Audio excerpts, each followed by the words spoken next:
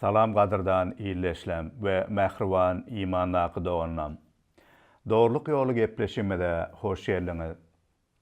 Bizim için özünün acayip doğruluk yolunu İsa Mesih'teki hoş havarına ayan eden Rabbimiz Hudaya övgüler ve şöhrat bolsun. Eger ünüs beren bolsaňyz, bizim her bir gepleşimizde biz size hoş havar barada gaty köp görünmerýäris. Hoş havar diýen sözü İsa Mesih'e iman edenler gaty köp ulanýarlar. Hoş havary wagt edýärler. Aslına teresek, Rabbimiz İsa Mesih baradaky hoş hawaryň dolu manysyna, maksadyna, gymmatyna we bize berýän güýjüne, täze ýaşaýyşyna düşünmesek, onda bizim imanymyz biderekdir. Çünki bizim imanymyzyň ve her günkü durmuşumyzyň esasyna fundament ýa-da burç daşy bolup Mesihiň hoş hawary duranlar. Bu sebäpden bu imanymyzyň lawry, gowdanmaz gaýasy bolan hoş hawaryň manysyna we maksadyna düşünmemiz we olar esasyna ýaşamagymyz bizim üçin gaty gereklidir. Muňa düşünmesek, onda günälerden, şeytanyň yalanyndan azatlykda ýaşap bilmäris. Bulary ýeňmekde we dogrulukda ýaşamakda hem güýjümiz we akyldyr bilimimiz bolmaz. Şonuň üçin bugünkü gepleşimizden başlap bir näçe gepleşimizde ýazgylardan Resul Paulusyň Rimlere hatyny siziň bilen öwrenäris. Hoş hawara has çuňur düşünmemiz üçin Resul Paulusyň Rimlere hatyny öwrenmegi çözmemizin sebäbi bolsa, Hudaýyň mukaddes ruhunyň Resul Paulusy ilhamlandyrmagy netijesinde ilkinji şol döwürdäki imanlar ýygnagyna we bugünkü Mesihi imanlar ýygnaklaryna hoş hawary çuňur we giňişleýin öwredenligi üçindir. Mesihi ilahi alymlarynyň aýtmagyna görä, Resul Paulusyň Rimlere haty, onuň Hudaýyň ilham bilen bize ýazyp goýup giden ýazgylarynyň iň beýik derejeli ilahi işleriniň biridir. Bu hatyny Resul Paulus bize hoş hawary anyk we izigiderli halla düşündirýär we öwredýär. Bu ýazgy Mesihi dünýäsinde ilki asyrlardan bäri bizim döwürlerimizdäki bar bolan belli ilahi dini alymlarynyň durmuşlaryna öz gymmatly täsirini ýetiren ýazgylaryň biridir. Olardan käbirini aýdyp geçsek, olar ilki imanlar ýygnagynyň atalary hasaplanan Augustin we protestantizmiň atasy hasaplanan Martin Luther, William Tyndale, John Wesley we belli Mesihi ýazyjy John Bunyan dagyny aýtsa bolar. Martin Luther Paulusyň Rimlere haty barada özüniň ol hatdaky Hudaýyň dogrulygy diýen jümle dolu düşünenne ine şeýle diýipdir. Men özümi bir täzeden doglan kimin we jennetiň açyk kapılarından giren ýaly duydum. Bütün ýazgylar meniň üçin bir täze manyly bolup açylyp başlady. Paulusyň bu ýazgysy meniň üçin göklere alyp barýan bir derweze boldy. Resul Paulus İsa Mesih baradaky hoş hawara, ýagny İsa Mesihiň kimdigine, onuň yer ýüzüne gelmeginiň maksadyna we onnaky insanlara beriljek ajaýyp bereketler we täze durmuşyň nämedigine düşünmezden öň İsa Mesihiň hoş hawarynyň duşmany bolupdy.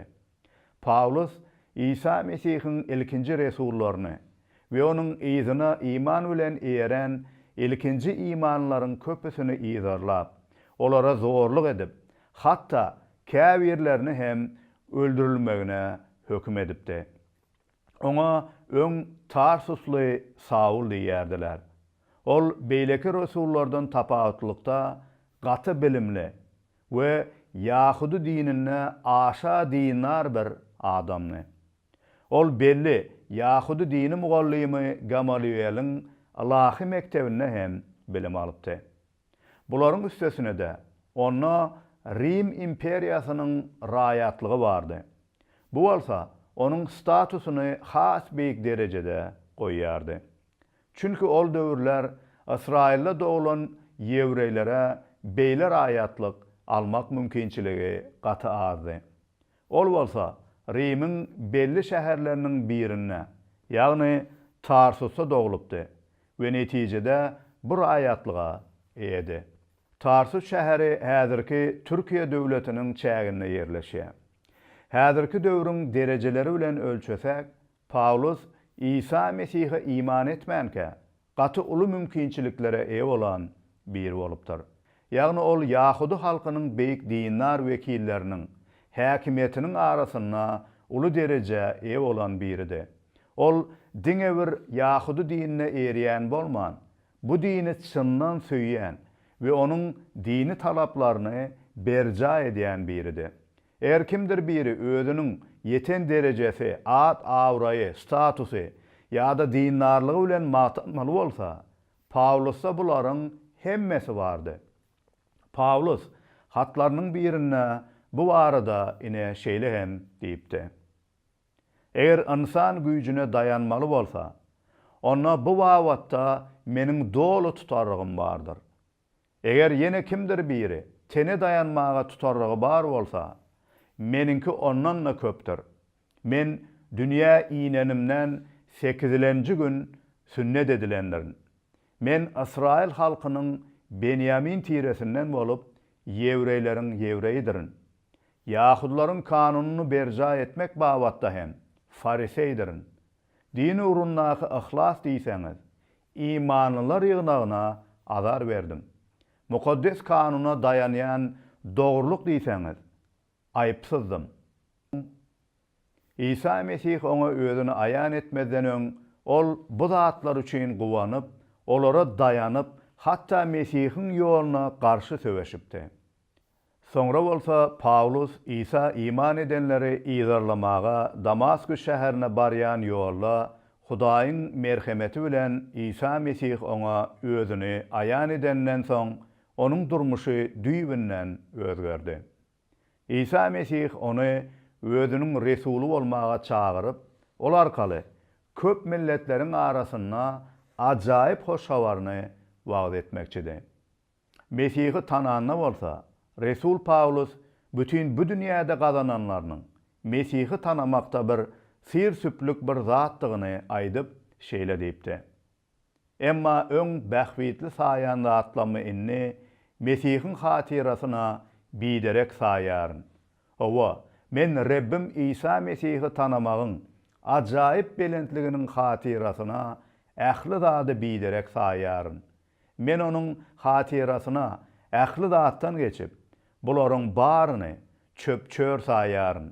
Men Mesih'i gazanasym we onuň bilen mäkem birgesim gelýär. İsa Mesih'in göklerden iňip gelen şöhratly Rabbdigini we onuň bizi halas etmek üçin eden ajaýyp işlerini, gutuluşyny we Mesih'däki eýe bolan gymmatlyklarynyň bahasyny bilip iman eden adam Paulus ýaly bu dünýäni we bu dünýäniň bize berip biljek derejelerini, baýlygyny ýa-da awraýyny gerek bolsa çöp-çör saýyp bilýär. Ine bu sebäpden hem Paulus Rimlilere bu hatyny ýazýar we olaryň hem Mesih'in ajaýyp belentligini, Hudaýyň adamzat üçin berýän İsa Mesih'täki täze ýaşaýyşynyň gymmatlydygyny olara hem bildirmek isleýär.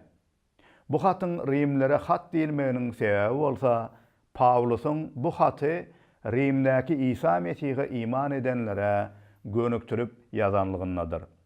Paulus bu haty biziň eramyzyň 57-nji ýylynda ýazypdyr diýip çaklanylar.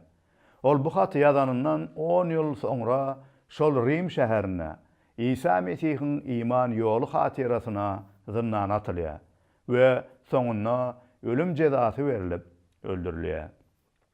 Paulus bu haty Rimlilere ýazmagynyň bir sebäbi hem ol ýygnakdaky Yehudilerden bolan imanlar bilen Yehudi däl halklardan bolan imanlaryň arasynda dören agzalalyk we käbir dawalara garşy hakykaty beýan etmek ve İsa Mesih'te her bir adamın milletine, yurduna, derejesine bağlı olmadan bir maşgala, bir umyda ve geleceğe degişlidigini görkezmekdir.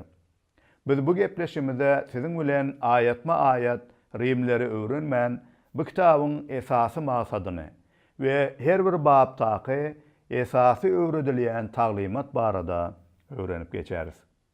Resul Paulus 1-nji babda özüni Rimdäki imanlara şeýle tanıştyrýar. İsa Mesihiň guly we resulluga çağırılıp Hudaýyň hoş habaryny wagt etmäge saýlanan men Paulusdan dogaý salam. Hudaý mukaddes ýazgylarda öz peýgamberleri arkaly bu hoş habary wada berdi. Bu hoş habar Hudaýyň ogly İsa Mesih hakdadyr. Ol insan tebigaty boýunça Dawudyň neslindendir. Hudaý Rebbimiz İsa Mesihi ölümden dirildi. Onu mukaddes ruhtan doğurlurdu. Şeýdip onun Hudaýyň gudratly ogludygy tasdiklandy. Şutaýda ünüs bermeli zat Paulus Hudaýyň saýlan resulu bolsa-da İsa Mesihiň ady üçin gaty köp hyzmat etse-de özüni hiç kimiň öňünde beýgelçek bolmaýanlygydyr. Ol özüni Mesihiň guly, ýagny bir hyzmatkary hökmünde görýärdi we hatda bu resulluk hyzmatyny hem pes göwnlükde berja edýärdi. Gynansak-da bugünler İsa Mesihe iman edip nähildir bir ruhy sylaga we hyzmata ew bolan imanlylar we hyzmatçylar arasynda menmenlik, ulumsuluk, şöhrat parazlyk, goppamsylyk, övünçöňlük ýaly häsiýetleri watal görse bolýar. Emma Rebleriň Rebbi bolan İsa Mesih Rebbimizde hem onuň resullaryna hem beýle häsiýetleri biz görmeýäris. Olar özlerine inanylan hyzmatlaryny pes göwnlük bilen berja etdiler. Olar özlerine Mesihiň guly diýdiler we gul kimin hem anamdar bolup ýaşadylar. Köp adamlar Injili, ýagny hoş habary ret edýärler we oňa inanmak islemeýärler. Muňa garşy käbir adamlar özleriniň ata-baba dinlerine salgylanyp garşylyk görkezseler, başgalar dünýä filosofiýasy, ateizm ýaly dinsizliklere eýerip muny ret edýärler. Emma biziň iman eden hoş habarymyzy Hudaý odol başdan başlap, ýagny ata-babalarymyz bolan Adam ata we Howene Hudaýyň cennet bagy bolan Eren bagyndan kovulan gününden bäri wada etdi. Ve bu wadasyny dürli döwürlerde peýgamberler arkaly we saýlap seçen Israil halkynyň üstü bilen aýan edip geldi. Wagty dolanyna bolsa, bu wada edilen hoş habar bolan İsa Mesih göklerden inip yere geldi. Hudaýyň adamzady şeytanyň paçalygyndan we günäniň gulçulygyndan halas edilmek üçin wada beren hoş habary, ýagny ajaýyp maksady, plany İsa Mesih'te jemlenendir. İsa Mesih'in eden işleri, mukaddes durmuşy, onun gudratdyr alamatlary we soňuna günälerin muzu üçin döken mukaddes gany we soňra ölümden gudratynda dirilmegi bu biziň üçin hoş habardyr. Hudaýyň biz insanlary halas etmegi we netijede özüniň ajaýyp baky maşgalasyna kabul etmegi diňe bir millet üçin bolman ähli milletler üçindir. Şonuň üçin hem bugünler hem dürli milletlere hoş habar wagt edilýär. Resul Paulus ine bu sebäpden şeýle diýär. Hudaý maňa İsa Mesih arkaly merhemet berip resulluga saýlady. Ol muny ähli milletleriň Hudaýa iman getirip oňa tabyn bolmagy, İsa Mesihiň adynyň şöhratlanmagy üçin etdi. Men medeniýetli ýa-da medeniýetsiz, sowatly ýa-da sowatsyz adamlara, garaz hemmelere hoş habary wagt etmäge borçluduryn. Men bu hoş habary wagt etmekden utanmaýaryn. Sebäbi ol Hudaýyň güýjüdir. Hudaý bu hoş habar arkaly her bir iman edeni, ilki bilen Yahudylary, sonra Yahudu dälleri halas eder. Hoş habar Hudaýyň adamlary aklayandygyny aýan edýär. Ol iman edýänleri, hawa dine iman edýänleri aklaýar. Çünki mukaddes ýazgılarda dogruçul iman bilen ýaşar diýip ýazylgydyr. Paulus bu taýda bu hoş habaryň her bir insan üçindigini bize görkezýär. Hudaýyň ýaşylygy, ýagny İsa Mesihtäki merhemeti, rehim şepaгаty, rahatlygy diňe bir topar adama däl, garaz hemmelere degişlidir. Belki siz näme üçin hemmelere bu hoş habar gereklike diýmeňiz mümkin. Sebäbi hemmeler günah edip Hudaýdan aýryldylar. Netijede Hudaýyň adalatly hökmüne sedewar boldular. İnsanlar bu düşen ýagdaýlaryndan öz güýçleri, bilimleri, dinleri ýa-da ýaxşy işleri bilen halas bolup bilmeýärler. Munuň üçin Hudaýyň merhemeti, rehim şepagaty we güýji gerekdir. Hudaýyň insany halas edip biljek merhemetli güýji İsa Mesih'te aýan bolanlar. Çünki İsa Mesih özi Hudaý bilen bir bolan Rebdik üçin bizi günäniň näleti, güýji bolan ölümden öz ölüm arkaly we ölümden direlmegi arkaly halas etmegi başarýar. Rimlere 1-nji babdan 4-nji bab aralygyna Hudaýyň dogrulygy barada gürrüň edilýär. Hudaýyň dogrulygy diýende bolsa, birinciden Hudaýyň adalatlydygyny we mukaddesligini, ýagny onda hiç hili nä dogrulygyň ýokdugyny aňladýar.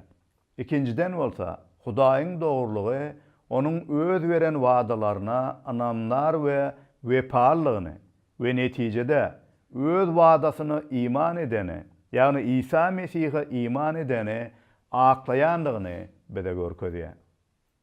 Hudaýyň dogrulygy wagda berişi ýaly İsa Mesih'i yere iýermegine we onuň wagdalar arkaly Dawudyň neslinden, ýagny Israil halkyndan dünýäge girip gelmegi, olaryň arasynda kämil we mukaddes ýaşamagy we gudratdyr alamatlary bilen Hudaý bilen bir bolan biridigini tasdiklanmagy we soňuna günäleriň tölegi üçin janyny gurban berip mukaddes kanyny döküp ölmeginden we soňra hatta ölümü hem yeňip ölümden direlmegine suud edildi. Ýagny ähli aýdylan zatlar iş ýüzüne berjaý boldy. Hudaý wagdalaryny berjaý etdi we şeýdip adamzada wepalygyny bugün hem suud edýär. Her bir insan imansyzlygy we günäleri netijesinde Hudaýyň öňünde dogry däldir. Bu sebäpden aklanmaga, halas bolmaga mätäşdir. Şonuň üçin hem Resul Paulus 1-nji babda Yahudy dinine degişli bolmadyk. Hudaýyň barlygyny bilip de onu ret edýänleriň hem günäniň guludygyny we towba etmedik adamlara hökmüni aýdyp şeýlediýär. Yamanlyklary bilen hakykaty bökteýän adamlaryň Hudaýsyzlygyna we yamanlygyna garşy Hudaý öz gahar gadawyny gökden aýan edýär. Bu adamlara Hudaý hakda bilip bolýan zatlar mälimdir. Sebäbi Hudaýyň özi bulary olara mese mälim etdi. Hudaýyň göze görünmeýän häsiýetleri, ebedi gudraty we hak Hudaýdygy dünýä yaradylary bäri onuň yaradan zatlaryndan mese mälim görünýändir. Şoňa görä de adamlaryň Hudaý hakda bilmeýäris diýmäge hiç tutarlygy ýokdur. Olar Hudaý hakda bilseler de onu Hudaý hökmüne şöhratlandyrmadylar. Oňa şükür etmediler. Tersine boş pikirlere ulaşıp yüreklerini tümlük gaplady. Olar özlerini akıllı saýyp akmak boldular. Gadyrdan iýleşim. Belki de sen Hudaý ýokdur. Men onu gözüm bilen göremok. Ya da nähildir bir ateistik düşünje bilen Hudaýyň bardygyny ret edýänsiň. Emma Hudaýyň öňüne bahane edip bilmersin. Çünkü Hudaýyň barlygy, onun yaradan tebigatyna, ýagny dünýäsine, älem jahanyna seredip hem bilip bilýärsiň. Bu sebäpden imansyzlygyň we günäleriň netijesinde Hudaýyň gahar gadawyna seze barsyň. Şonuň üçin ýokarda aýdylan aýatlar barada oýlan we hoş hawara iman et, imansyz bolma. Birinji babyň bu we galan aýatlaryna biz hiç kimin Hudaýyň gahar gadawyndan gaçyp gutulmajakdygyny bilýäris. Çünkü hemme milletler günä edip Hudaýyň şöhratyndan uzakda galdylar. İnsanlaryň yürekleri we akıllary erwetlikden doludur. Netijede yaradan Hudaýdan daşlaşyp butlara, ýagny yürekleriniň isleýän bu dünýädäki zatlaryna we erwet isleglerine secde edýärler. Şeýdip Hudaýy şöhratlamaýarlar. Dogry bolan Hudaýyň öňünde hemme milletler günäkärdir. Elbetde käbir dinlar adamlar bu bilen alalaşman biler. Pawlusyň döwürdeşleri bolan Ýahudlar hem bu bilen alalaşmajak boldular. Olar, biz Hudaýyň Ibrahim arkaly emele getirip saýlan halkydyryz. Hudaý bize Musa arkaly kanunlaryny berdi we biz olary berja edýäris. Biz sünnetlenendiriz. Biz haram iýmet iýmeýäris. Haram günäleri hem etmeýäris. Şonuň üçin biz gada wasyna däliriz. Yahudu dinine ermedik hemme milletler höküme münasip diýipdirler. Emma Hudaýyň hoş habar bolsa, ýagny Hudaýyň dogrulygy hatda şeýle aýratyn dine eýe bolan Yahudlaryň hem günäniň gullardygyny aýdyp, ikinji babda şeýle diýär. Ey başgalary ýadgarýan insan, sen kim bolsaňla şeýle etmäge asla hakyň ýokdur. Sen başgalary ýadgarmak bilen öz-özüňi ýadgarýarsyň. Sebäbi sen özüňle şeýle günäli işleri edýärsiň. Biz şeýle iş edýänleriň Hudaýyň hökmüne duçar boljakdygyny bilýäris. Bu hökm adalatlydyr. Yahudu därleri Musanyň kanuny barada bilmeýärler. Emma olar hem Hudaýyň buýruklaryny bozsalar ölerler. Yahudlar bolsa Musanyň kanunyny bilýärler. Şoňa görä-de olar eden günäleri üçin bu kanuny laýyklykda hökm ediler. Indi bolsa sen Yahudu barada aýtmakçy. Sen özüňi Yahudu saýyp Musanyň kanunyna bil baglaýarsyň. Hudaýy tanaýandyňa buýsanýarsyň. Sen Hudaýyň islegini we ýaşyny ýamandan saýgarmagy şol kanundan öwrenýärsiň. Sen bilimiň we hakykatyň nuskasy bolan kanuna eýe bolanyň üçin özüňi körleriň iýdijisi, tümlükdäkilerin ışığı, akmaklaryň terbiýeçisi, bilimsizleriň mugallymy hasaplaýarsyn. Eger şeýle bolsa, onu näme üçin başgalara taglym berip de özüňe taglym bermeýärsiň? Oğurluk etmezligi wagt edip näme üçin oğurluk edýärsiň? Zina etmezligi wagt edip näme üçin zina edýärsiň? Butlary ýigrenji saýan bolsaň, näme üçin öz Hudaýyňa garşy küpür gepleýärsiň? Sen özüňe berilen kanuna buýsansaň da, onu bozup Hudaýyň adyna ysnat getirýärsiň. Görşümiz ýaly Yahudu dinine bolup özüni dogry hasaplanlar hem kalbyndaky günäleri, pislikleri, butparazlyklary netijesinde Hudaýyň adalatly hökmüne münasipdirler. Bu sebäpden bugünkü gün hem nähildir bir ata-baba dinine bil baglap özüni dogry hasaplayan adamlar hem Hudaýyň adalatly hökmünden gotulup bilmeýärler. Çünkü insanlaryň dinleri, edýän nähildir gowy işleri hem olary günäniň gulçulygyndan halas edip bilmeýär. Çünkü Hudaýyň adalaty, kämil tölegi talap edýär. Netijede adamlaryň arasynda hiç bir fark ýokdur. Sebäbi hemmeler günä edip Hudaýyň şöhratyndan mahrum boldular. Emma merhemete bay bolan anamdar we wepaly Hudaý bu ýagdaýdan çykalgany berdi. Bu arada ýazgy ine şeýle diýär. Ýöne inni Hudaý aklanmanyň kanuna dahylsyz ýolunu görkezdi. Bu ýol barada Tövrat we peýgamberleriň ýazgylary hem şaýatlyk edýär. İsa Mesih'e iman edenleriň ählisi Hudaýyň huzuruna aklanýandyrlar.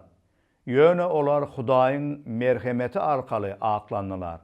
İsa Mesih arkaly günäleriniň jezasyndan azat edildiler. Hudaý öz adalatyny görkezmek üçin İsa Mesih'i iýerip, onuň dökülen kan arkaly iman edýänleri özü bilen yaraşdyrdy. Hudaý ozalky döwürde edilen günälere geçirimlik etdi. Inni bolsa İsa Mesih'e iman edýän her kesi aklaýar. Şeýdip, ol özüniň adalatlydygyny suwd edýär. Bu ayatlarda görüşimiz ýaly. Hudaý bizim günälerimiziň netijesi bolan ölüm jezasyny İsa Mesih'e berdi.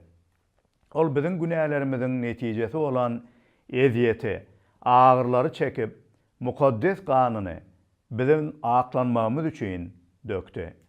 Emma sonra ölümden diýrelip, baky ýaşaýyşyň çeşmesi digini suwd etdi we özüne iman edenlere ine bu säze ebedi ýaşaýyşy berýändigini wada berýär. Bizim İsa Mesih ýaly bolup, ona degişli, ähli dogrulyga, mukaddeslige, bereketlere eýe bolmagymyz üçin ol, ýagny İsa Mesih bizim ýaly boldy we bizim näletimizi öz üstüne aldy we döken kan arkaly bizi Hudaýyň adalatly hökmüniň öňüne aklady. İsa Mesih'te bize Hudaýyň dogrulygy berildi.